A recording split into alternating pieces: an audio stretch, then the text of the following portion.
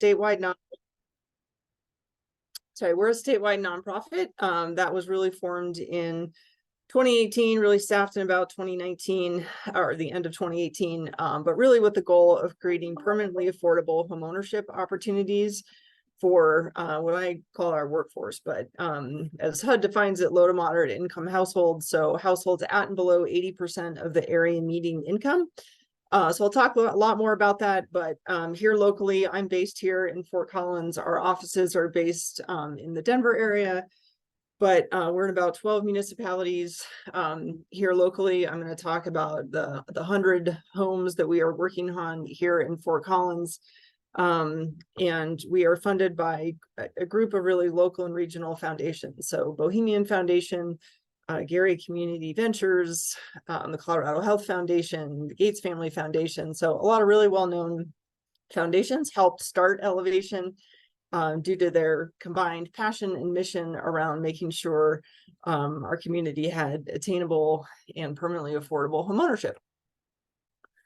So kind of already went over this, but this has been what we've been doing. We're about our 5.5 year of operations. So as I mentioned, our first home sale was in Aurora, and since then we've been really expanding across Denver Metro all the way up the Front Range here to Fort Collins. We have property in Durango. We just listed our first homes in Delta, and we're working on kind of continuing to build that portfolio across those areas, as well as expanding into more rural areas across the state. We have about 215 homeowners to date, and about actually probably closer to 500 properties at this time. The gap between those two numbers is that we're always acquiring properties. Some have tenants that we don't want to displace. Others are under construction, as you'll see further along in the presentation. So kind of who are our homeowners? So about 60% of our homeowners are households of color. The majority are first-time home buyers, but it's not a requirement to be a first-time home buyer. Almost 45% are female heads of household, and about 19% are single parents with children. Having said that, we have a really large diversity of what households look like, which we're really proud of. So for those of you that are not familiar with what a community land trust is, CLTs, there's probably about 250 or so community land trusts throughout the country and many more internationally. But it came out of the civil rights movement, and there are very few CLTs that are operating at a large scale. So often there's a community land trust that is a neighborhood scale or a city scale, but we're one of the few that is actually operating at a statewide scale. But the main sort of focus of the community land trust model is that the land stays in trust in perpetuity. So in this case, it is owned by us as the nonprofit. And when you see this little floating house dynamic, that essentially is meant to indicate that we are separating the land from the improvements. So for every homeowner that purchases a single family home, the difference between a community land trust home and a market rate home is on the market. You're typically purchasing the land, what's called a fee simple interest in the land plus the improvements. And in the CLT model, you're purchasing a fee simple interest in the improvements, which is the home itself, private sewer lines, fences, sheds, anything on top of the land. Or really anything man-made, and then the land itself you have a leasehold interest in, and I'll talk a little bit more about that. But essentially we are connected to every homeowner through a 99-year renewable land lease, and that is what makes the community land trust permanently affordable. In a condo building, instead of the HOA owning the land, again the CLT owns the land. So it just depends on the housing type, but really the goal of that is that it's able to give that this significantly discounted homeownership opportunity to folks, and then upon resale, so we're a shared equity model. Essentially, you're not getting 100% of the market appreciation, but you were able to purchase and stabilize financials and do all these other great outcomes.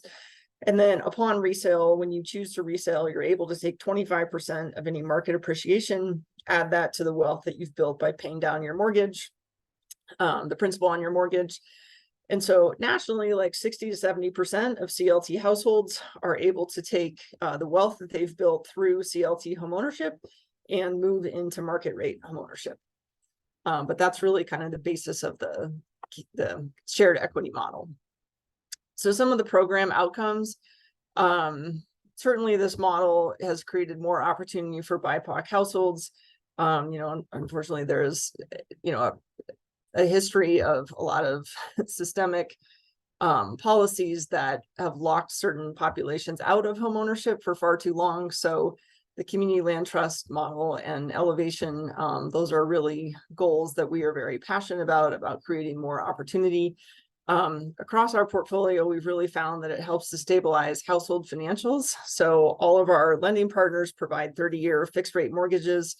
And so for a lot of folks that have not been able to access the homeownership market, but have been sort of stuck in different rental, different rental scenarios or often moving, this provides a stepping stone to get out of the rental cycle and into homeownership.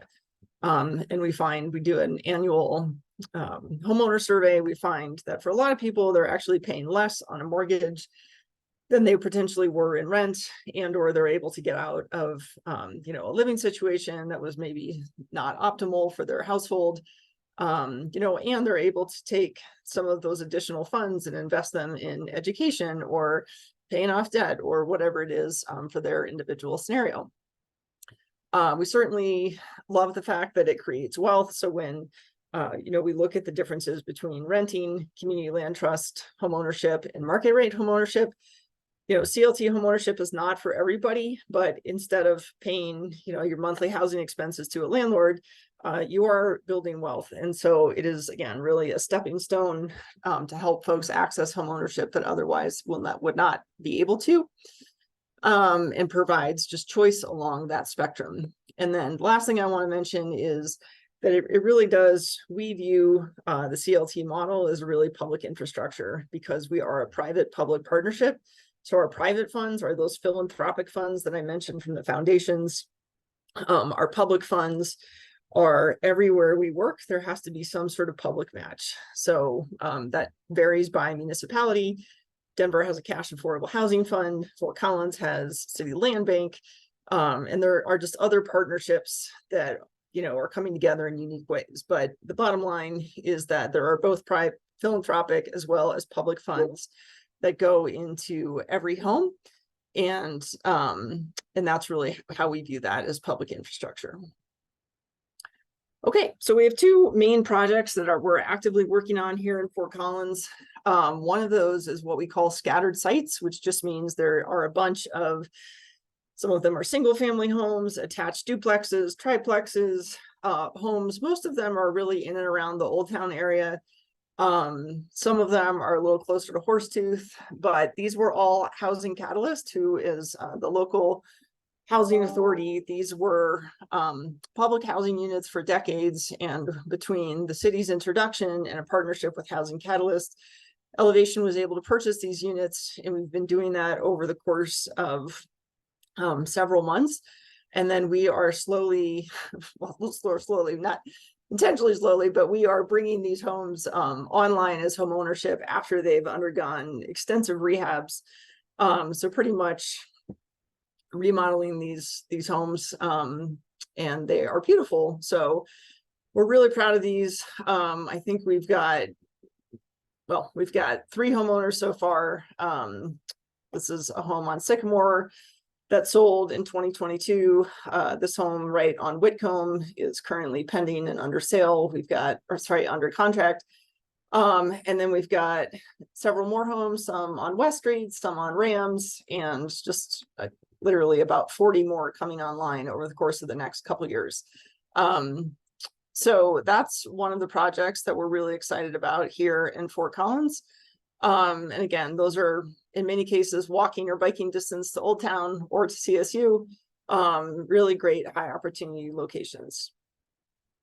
This is an example of the Whitcomb property that is currently under contract. Oops. But just, to kind of see what one of those remodels looks like. We're fortunate to have a VP of real estate with a great design sense. And then the other project we're working on is 54 new construction townhomes right off of Kechter Road across from Zach Elementary. So this is a partnership with the City of Fort Collins Land Bank and TWG Development. And these are mostly 3-bedroom townhomes. And we have about 5 or 6 2-bedrooms. So these will start to go under contract and be pre-sold hopefully Q4 of this year, and they'll start delivering early 2024. So many people have seen this construction site if you ever go through that part of town, but it's literally just east of Twin Silo Park, another great opportunity location across from Zach Elementary, pretty close to I-25. And so that's the other main project we're working on. You want me to stop and take questions at all, or should I just keep kind of rolling? I'm not seeing any so far, so we can keep going. And then if folks have questions, they can add them to the chat or the question and answer section. And we can either, if there's something that fits, I'll try and interrupt you. And if not, we can just save them till the end. Okay, sounds good. So just a little bit about our application process. So the first thing is that we have income restrictions that are set by HUD every year. So elevation does not control those, but they usually get updated around sometime between March and May of every year, and they are county by county. So for Larimer County, these are the 2023 income limits. And so the first step is to just, if you think you might be interested, or you know somebody that might be interested in this program, is to have them determine their household size and then really estimate if you're an employee, gross annual income. So it's like your current income projected 12 months forward. And it's the total number of people that would be living in an elevation home. And if you are, for example, a divorced parent and you have 50% custody of your children, then you would count those children. So it's anyone living there at least 50% of the time. Same thing if you had like a parent or a partner, or whomever it is, anybody living in the household, their income counts in this calculation. So you count up all the people that would be living in the household, and then you compare that to the maximum income limits. And if it looks like you may qualify, then that's really sort of the first step in this program. The second step is we have a free online orientation just about Elevation Community Land Trust. Sorry, I don't know why and that's a great first step. It's in English and Spanish, and it's about 90 minutes. So it takes most people about an hour and a half just to go through and kind of understand the community land trust model, how it works, how it's different than market rate homeownership, how the resale formula works. So we definitely encourage you. And if you have a realtor, to go through that. Again, it's free online. You essentially sign up for a Canvas account and can do the modules at your own pace. And then the next thing is to take a CHAFA homebuyer education class. So locally, these are offered through Neighbor to Neighbor. They are free in person. You can go onto the Neighbor to Neighbor website and sign up for their homebuyer education class. They also have those in English and Spanish. And again, those are free in person. If you want to take it online, I believe it's still $75 through eHome America. But either way, the completion of that class is a requirement for our application process. And I think it's chock full of information. And then we have about 12 or so participating lenders. So often we get the question, can I use my own lender? We actually do require that you go through one of our approved lenders, and that is because they have all gone through their legal departments and approved our program documents and trained loan officers specifically about how to qualify folks for Elevation's program. So we encourage people to contact more than one lender. Every lender has their own loan terms and their own, down payment assistance programs. So it is a requirement that you get pre-approved for a conventional mortgage through one of our lenders, and you will need to submit that pre-approval and an initial loan application as part of our application process. And then when you're ready to start an application, it's all online. And so there are, resources in terms of what documents are going to be required, many of which are the same documents you'll need to submit to a lender for a loan application. But there's a $25 non-refundable application fee. Once you pay that, it's, it essentially prompts you to upload like all your W-2s, or if you're self-employed or have self-employment income, profit and loss statements, tax returns. So the whole application is a, online document upload process. And you will also upload those completion certificates from our orientation, as well as the HUD Homebuyer Education Completion Certificate and that pre-approval from a lender. I would say it takes most folks, once they complete the application, a minimum of about a month to go back and forth with, the application reviewer from Elevation staff. I always say the more complete you are the first time, the faster the whole application process goes.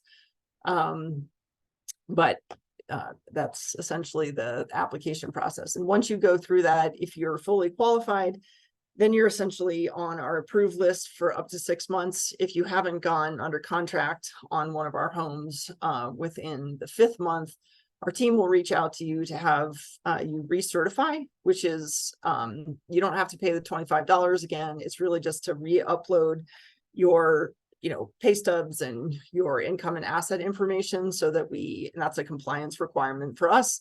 But once you go under contract on a home, and once you close on a home, that we're not recertifying income at that point.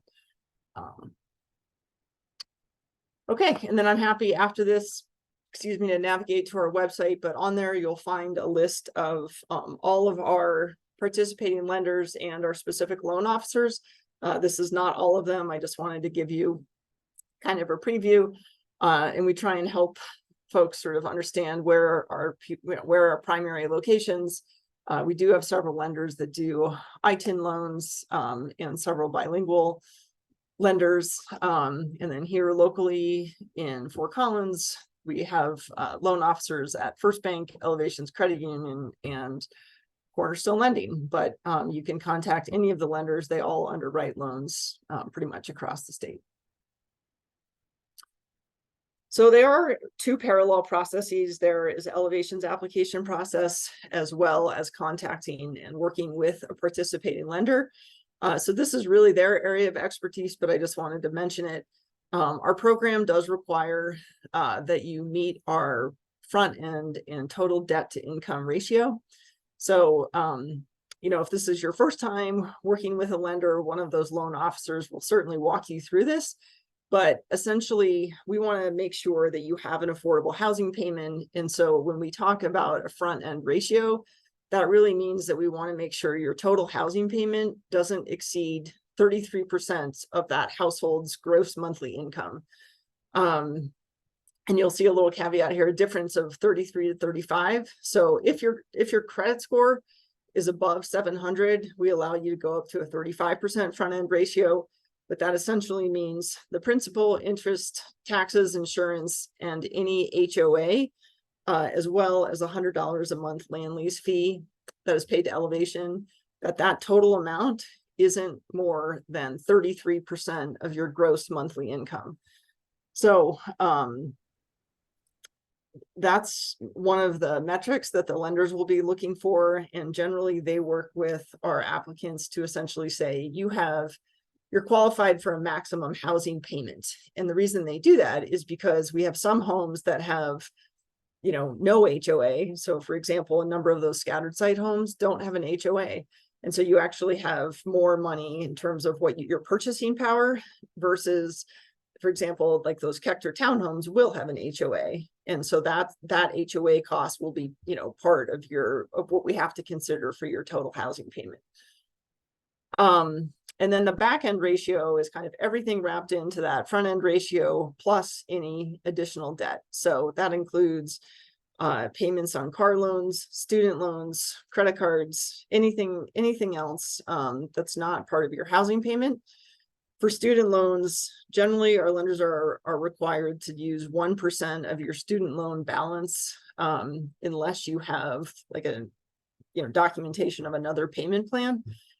So that is actually a pretty frequently asked question. But in terms of all the deferments and everything going on with student loans, definitely a better question for the lenders. But that total amount can be up to 43% of your gross monthly income.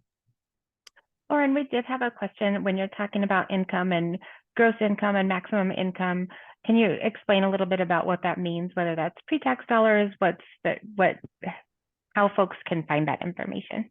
Yeah, it is generally explained on our application, but yes, if you are an employee, that is pre-tax dollars. So it's the gross amount that shows up on your, on your W-2.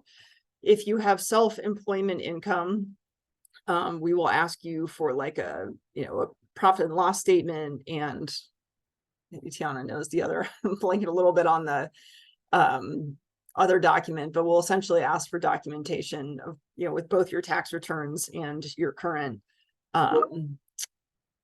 your current profit and loss. We do calculate income differently than the lenders, not intentionally, but we have to follow HUD guidelines.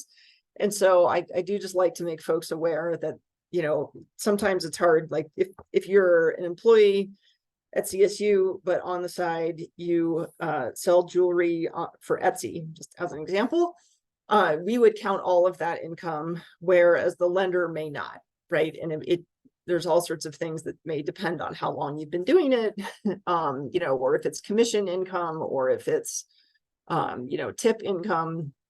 And so I guess just be aware that like we do an income calculation per the HUD guidelines. The lenders also do an income calculation, but we have a team that works very closely with the lenders, to kind of look at that. So some folks look at the income limits and they're like, I'm not exactly sure how, whether I qualify.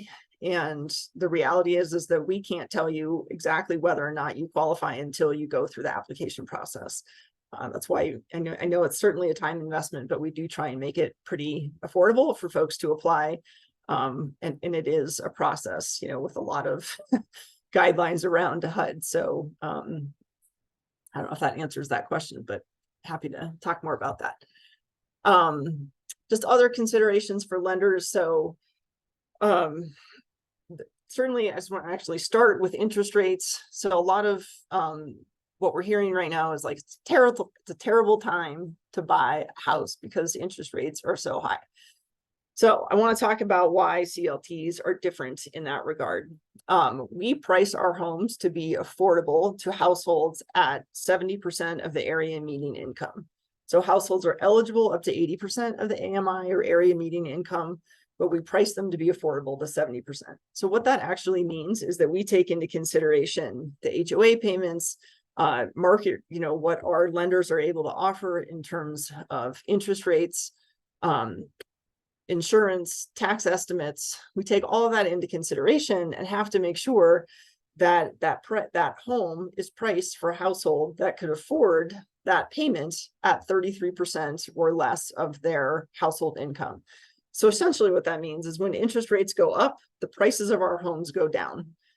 And so that's really different than what you're going to find on the market right now. And so I just wanted to mention that because, in some ways, there's actually a pretty unique opportunity right now that our homes are priced lower because we have that external pressure of the interest rate market.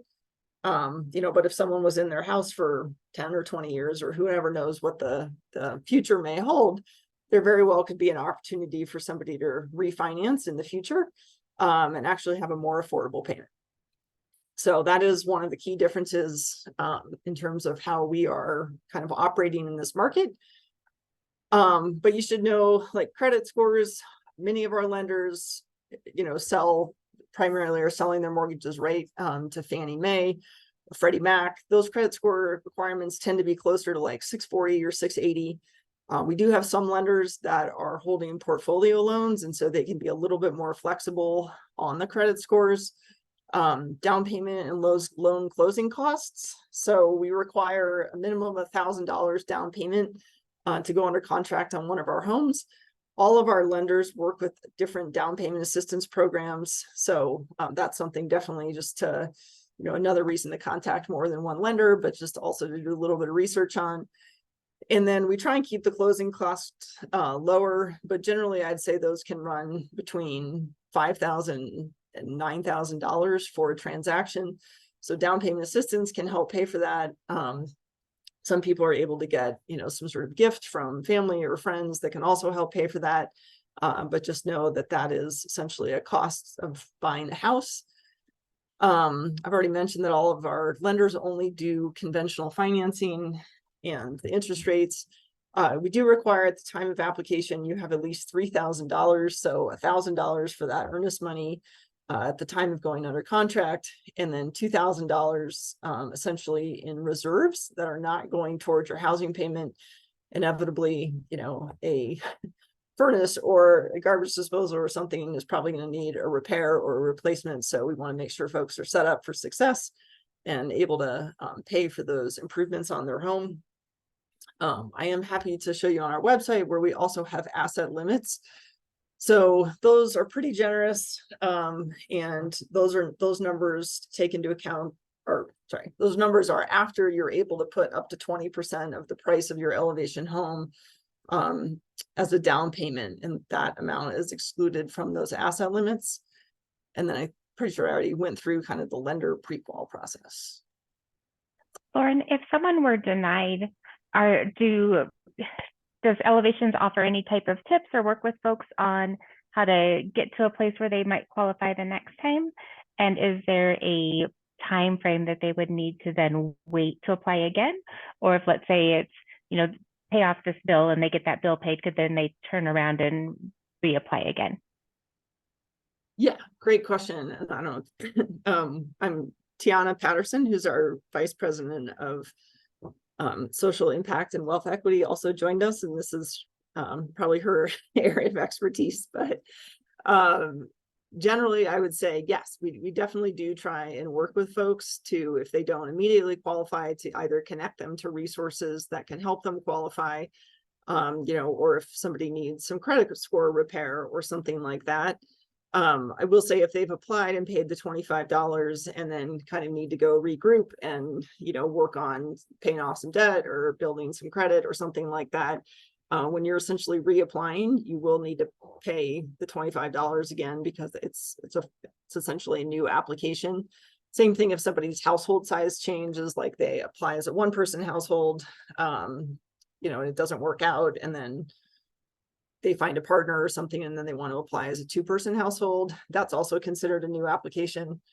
I think your other question was what was it, when they reapply? Like, how long does the application last? Or sorry, I might have missed a question there.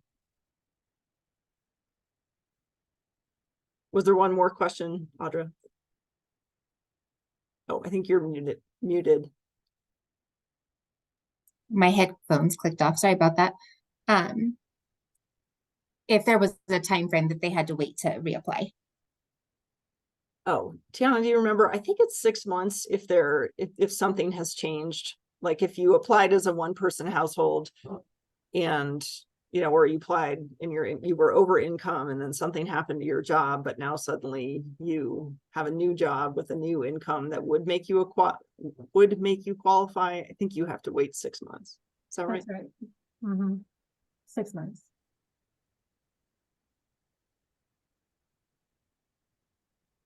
And then if we have time for a couple more questions, someone asked, does a beneficiary IRA count as retirement, which is what I'm using it for, or would it go against your asset limit when determining if they qualify? I honestly don't know the answer to that. Tiana, I don't know if you do, or we could certainly grab an email and get back to you. And actually just pull up our website.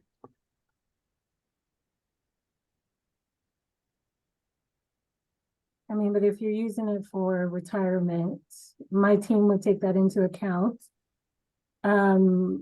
there's not really a penalty for asset limits, it's just how we would calculate it. And we did recently increase our asset limits quite significantly, in recognition of the fact that we didn't want to penalize people for having saved for retirement. So as Lauren looks at our website, I think you'll get more clarity there. But I would say questions that are unique, we are always willing, me and my team are always willing to sit down and talk with you. I think the lender would also be someone who could help guide you. Yeah, we don't really like to give hard and fast answers because it really depends on your circumstance, your entire application and what we're looking at, and how you plan on using it. So if you're saying you're using this beneficiary IRA as a retirement fund, then that is how we would look at it.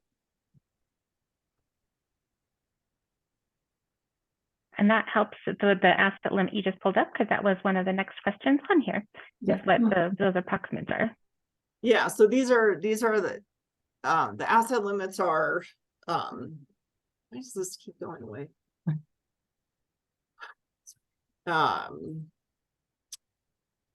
Yeah, so this is after you can put up to 20% down as a down payment on one of your, on an elevation home. And that amount is exempted from this total liquid assets. And then the designated retirement assets, so kind of like Tiana was mentioning, those are based on age and life circumstances. So for example, there are higher limits on those for somebody that might have a permanent disability or has been recently divorced or is over a certain age, which in my head, I'm not able to remember exactly what that is, but those are all on our website and should also be in the orientation.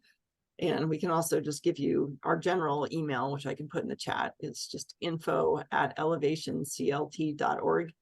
And if we don't have the answer to one of those questions, we certainly have staff that's always happy to get back to somebody. Awesome, thank you.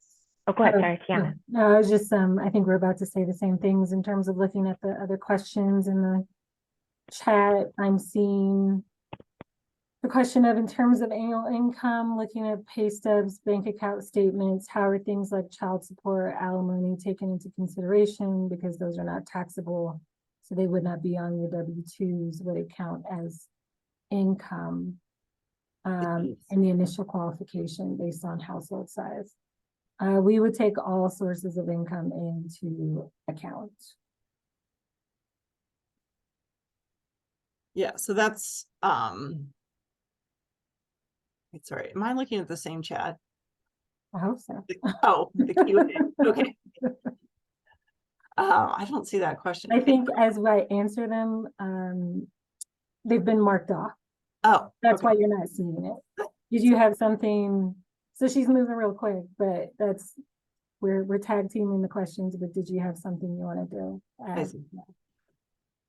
Well, just on the legal spouse question. So yes, it does not have to be a legal partner to be considered a two-person household. It's if you know another person is going to be living with you, that is considered a two-person household. And then unfortunately, we have not been able to pair this with VA loans to this time, or I should say at this time. But we've been working on it. We recognize that FHA, VA loans offer terms and amounts that are favorable to folks in certain demographics. It's just working our way through the government, the federal government, to get that designation is just, it's been a years-long effort. So we still continue to try to get USDA, VA, FHA, but as of right now, we are not able to use those lending sources. Yeah, and then regards to the question about who owns the house. So every homeowner, let's just take a single family house for this example. The homeowner owns what's called a fee simple interest in the actual home itself. And so when I say the home itself and any improvements, so private sewer line, sheds, fences, doghouse, anything on top of the land. And that is the same legal interest that you would have in the home if you were to purchase a market rate home. The difference is in the land. So the land, the underlying land itself, is owned by the Community Land Trust, which is us, the nonprofit. Homeowners should not ever expect to own that land. The basis of the Community Land Trust model is that it is held in trust in perpetuity. And if for some reason elevation were to dissolve as an organization, that land would go to another housing nonprofit or the city or somebody that was able to steward the land for community benefit. So that is really like super foundational, no pun intended, to the Community Land Trust model, is that homeowners do not own the land. And that is really when we say, so like in Old Town, right? That house on Whitcomb, we're selling for $294,000. There are houses 2-3 doors down that are selling for $650, $700, right? And so you are getting on average about a 40% discount on the price of market rate homes. It's different, depending on where you are, but across our portfolio. And so in exchange for the benefit of, being able to purchase a home and start to build equity, at a significantly discounted price, we own the land so that it's a multi-generational opportunity. So that household, we get this question a lot. What happens if I win the lottery or I get a promotion and then I'm suddenly over income? We do a happy dance, as we like to say. We celebrate that. We celebrate economic mobility. And if you win the lottery or you get a promotion, you can stay in your CLT home, as long as you're not in default of the lease, meaning you're paying your $100 a month land lease fee, you're not doing something illegal in the home, you're paying your mortgage. So as long as you're not in default, you can stay in that home. And you can will it to your children or a partner or somebody else that's lived in the house with you for at least the last year. But the benefit of that opportunity is then when you go to resell, you're not taking 100% of the equity that has occurred in that home over the time of your ownership.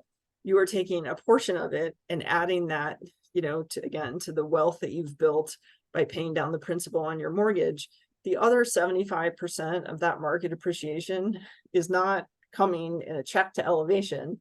It is literally staying in the land. So say you bought the house for $294,000, and in 10 years, we have essentially what's called a limited resale formula that calculates that 25% goes to the homeowner and the other 75%. And on top of that, we add realtors fees and elevation takes a transaction fee, to support our operations. And then we say, this is the maximum price you can sell the home for. And so the other 75% of that just allows us to sell that home to another income qualified household without having to go back to the city, having to go back to those same foundations to re-subsidize the same home. So that's really a fundamental difference between what a lot of people are maybe more familiar with, which is like deed restrictions, right? Well, I've heard about deed restricted homes where somebody, income qualifies, has the ability to purchase it. And 20 years later, the deed restriction, expires. And so that family then is able to sell it at market rate. Well, that's a great benefit to that one family. But what happens to the community is that we lose the opportunity to bring another teacher or another healthcare worker or another, household that needs the opportunity for affordable home ownership. And we are then looking for even more subsidy because land is more scarce, properties are more expensive, construction is more expensive.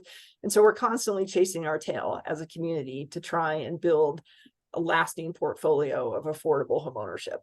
So that's really where the Community Land Trust model has gained a ton of traction across the country. Is every community, more or less, is struggling with an affordable housing crisis. And the Community Land Trust model is really a solution to say, this is an investment where you are building a cumulative portfolio of affordable homes everybody is benefiting a little bit.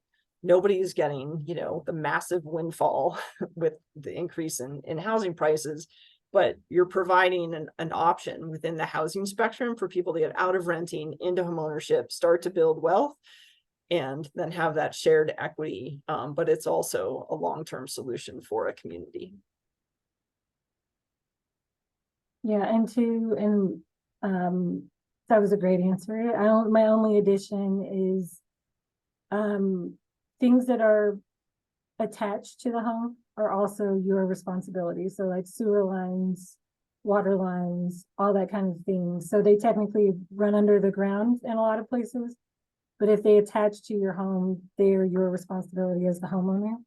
That's just one little common question I've gotten from homeowners is, my sewer line, you know, blocked, who fixes it? That would be you as the homeowner.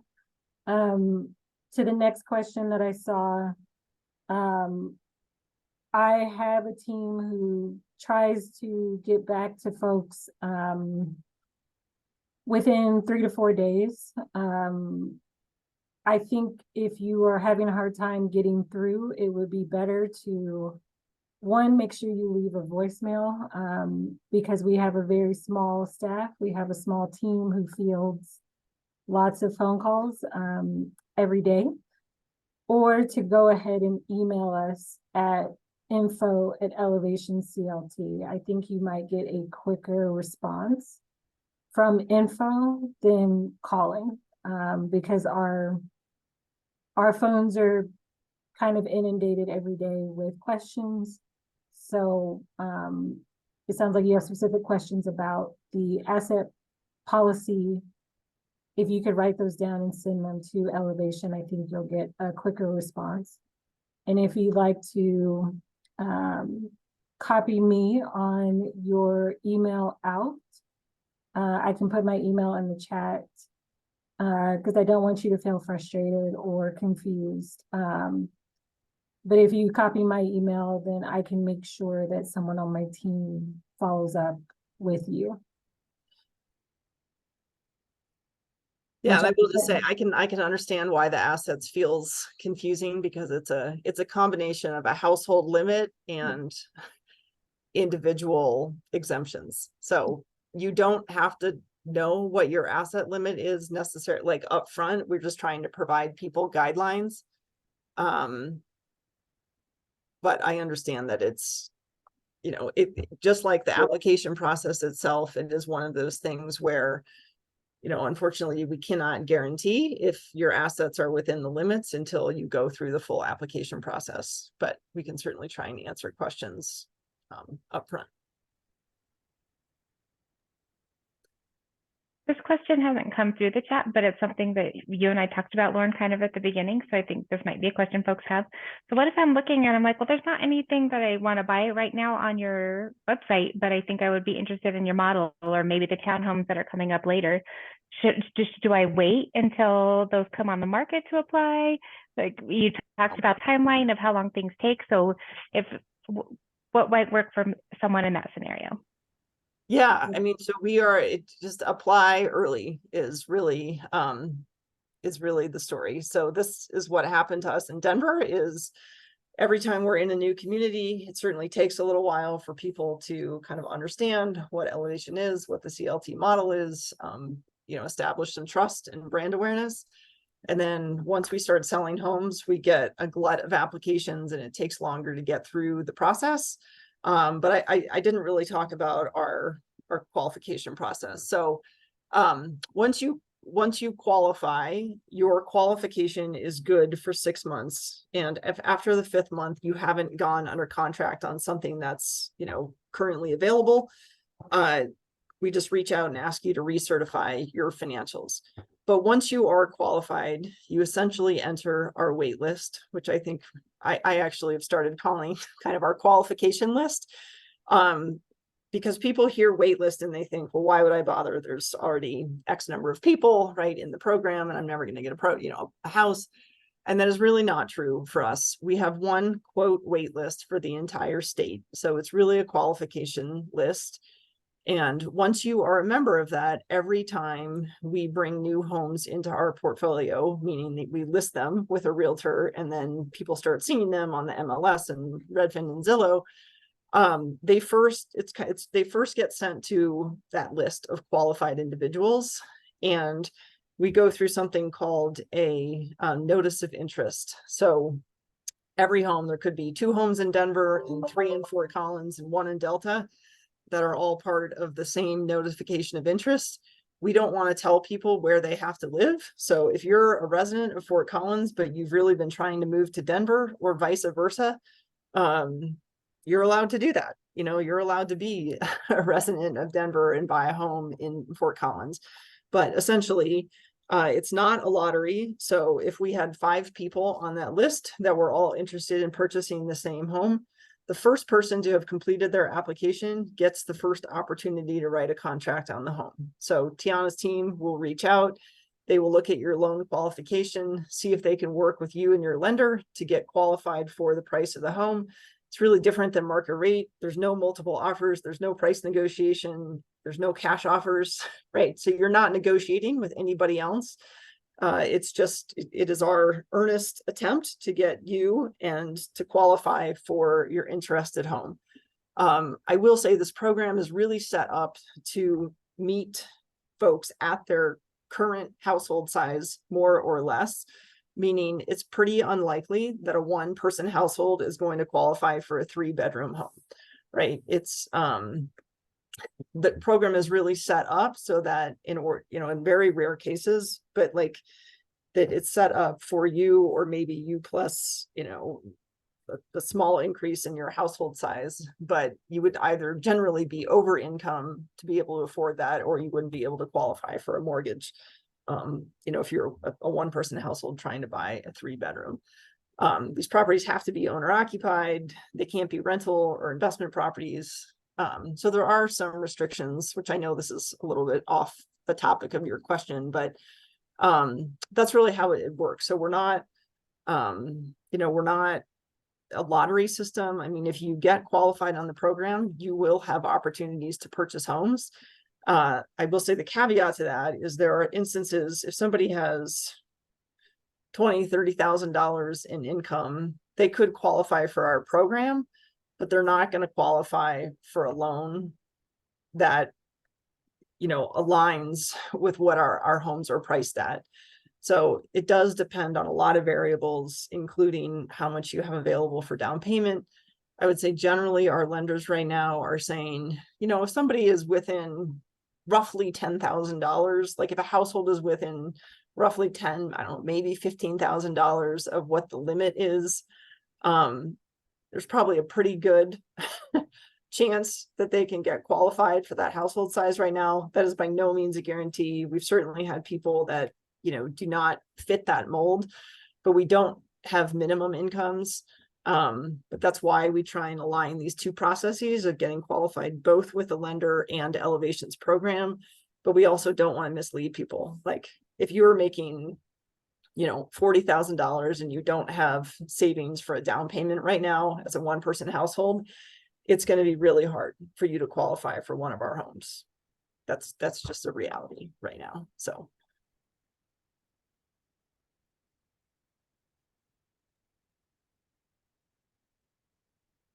Are there any other questions from folks? Yeah.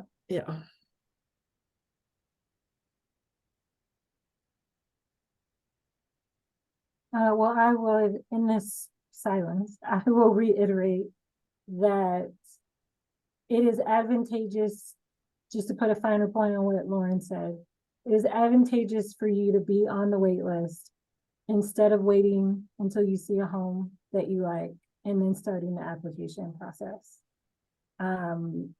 You are less likely to get the home that you wait to see on our website come forward and then start your application process, rather than if you are sent the notice of interest, as Lauren mentioned, that says this property is coming available. Then you are only competing, if you will, against folks who are on the wait list like yourself and who qualify for the property. So it is not uncommon to be in a situation where maybe you are fourth down the line, but the people before you didn't work out as buyers for whatever reason, and you end up getting that home. I'm just saying, even with the first come, first serve, it doesn't make it a hard and fast rule. So I would encourage you to start the application process, understanding that it is an extensive application. But once you're done, you're on the wait list and you just have to recertify your income. And that is a really, really beneficial place to be, I'd say, rather than trying to start from the beginning once you see a home that you like. Right.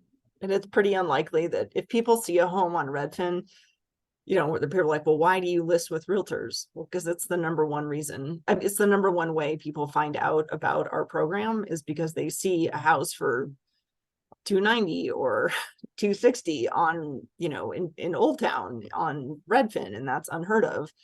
But it's unusual, not impossible, that once you see a house on Redfin or a syndicated website, that it's going to still be available by the time you get qualified. So that's really, you know, why we say, you know, if you think you're a good fit for the program, get qualified now, because again, we have 40 more homes, you know, coming on through the scattered sites that we're rehabbing, and these 54 townhomes. We're expecting a pretty, you know, definitely to see an uptick in applications when those start hitting the MLS. So, or the IRIS, when they'll start hitting the realty websites. And then to answer your question about the doors to opportunity, so it's two different things. So the realtor part is that in order to participate in doors to opportunity, you have to have a realtor who's certified in the program. So if you are a realtor on the side and you want to be certified in the program, you just take an online course, which you can sign up for on our website. And that's one part. The other part of it is it is a additional subsidy available to you as a fully qualified applicant. So that is the other advantage of being on the wait list or qualification list, is you have the option to choose the traditional track, which is buying a home that is owned by Elevation currently, or participating in the Doors to Opportunity program, which is where you would be able to work with a Doors certified realtor to find affordable properties on the market that you would purchase alongside Elevation, and the home would still end up in the land trust, but it would be a home of your choosing rather than a home that we're offering directly to you. But that's another piece. You can express your interest in Doors to Opportunity on our website, and you can switch your track. You know, you're not stuck in either one until you purchase.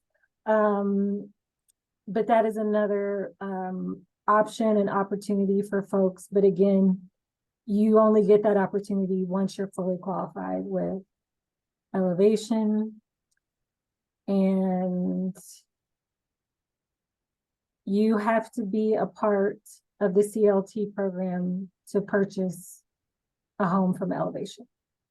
What we're saying by seeing it on Redfin and Zillow is that might be a spark for a lot of folks to click through, see that it's an Elevation home, say, what is Elevation, and start the process.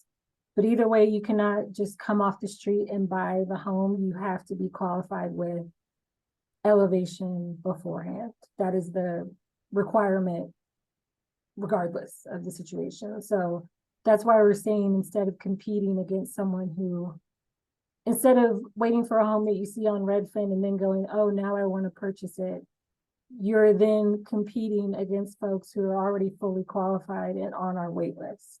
So you have less of a chance of purchasing that home because you're not already on the fully qualified list. The only way to purchase is to be fully qualified with us.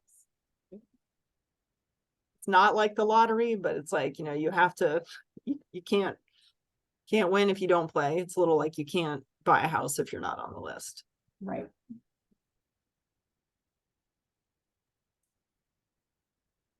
I'm not seeing any other questions, so I just really appreciate Lauren and Tiana, the both of you coming and being willing to talk through this with our staff and faculty and giving us the opportunity to learn more about your program and hopefully for our employees to be able to take advantage of the program for those that it's for.